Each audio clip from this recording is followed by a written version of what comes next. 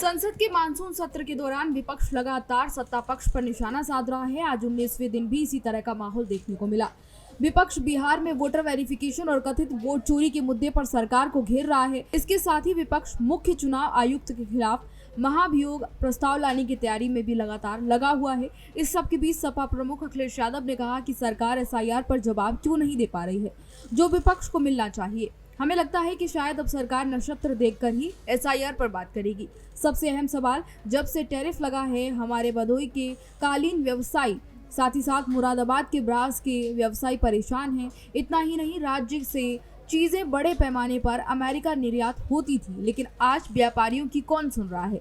साथ ही अखिलेश यादव ने कई और सवाल खड़े किए। उन्होंने क्या कुछ कहा, आपको सुनवाते हैं। शुभांशु शुक्ला पर और उनके परिवार पर और इस मिशन में जितने लोग शामिल रहे हैं, उन सबको बधाई और हम सबको, भारतवासियों को गर्व है। लेकिन सरकार जो एसआईआर पर जवाब मिलना चाहिए विपक्ष को, वो सरकार क्यों नहीं दे पा रही है। अगर सरकार को देखना ही है तो एस्ट्रोलॉजी और एस्ट्रोनॉमी दो अलग चीजें हैं। सरकार शायद नक्षत्र देख करके ही एसआईआर पे बात करेगी। हमें उम्मीद है कि अब कई साइंटिस्ट एक्सपर्ट उनके पास होंगे, उनसे राय मशवरा लेकर के शायद नक्षत्रों को देख करके जल्दी बहस शुरू कराएंगे। और उससे भी महत्वपूर्ण सवाल, जब से टैरिफ लगा है, हमारे भदोही के कारपेट से जुड़े हुए सभी कारोबारी संकट में हैं। मुरादाबाद के ब्रास से जुड़े हुए सब कारोबारी संकट में वो भी आ गए।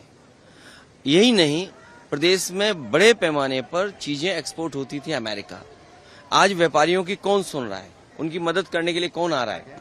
और फिर जिस सरकार ने वन डिस्ट्रिक्ट वन प्रोडक्ट को लेकर के न जाने कितना बजट रखा था, शायद किसी योजना में इतना बजट नहीं रखा गया होगा जितना वन डिस्ट्रिक्ट वन प्रोडक्ट पे। हम तो दिल्ली में भी देखते थे होर्डिंग, जो महत्वपूर्ण जगह है यहाँ पर, वहां भी प्रचार चलता था वन डिस्ट्रिक्ट वन प्रोडक्ट।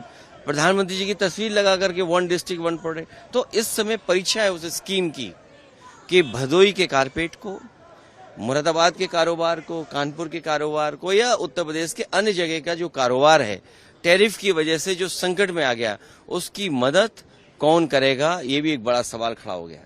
इससे पहले भी अखिलेश यादव चुनाव आयोग पर पिछड़ी जातियों के मतदाताओं के नाम हटाने और सत्तारूढ़ बीजेपी के पक्ष में काम करने का आरोप लगाते हुए कई बार नजर आए हैं।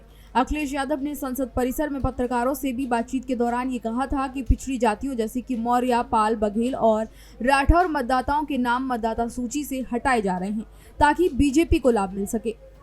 ऐसे में लगातार विपक्ष और सत्ता पक्ष के बीच तनातनी का माहौल बना हुआ है। फिलहाल इस जानकारी में इतना ही। इसी तरह की तमाम और जानकारियों के लिए देखते रहिए भारत एक्सप्रेस यूपी।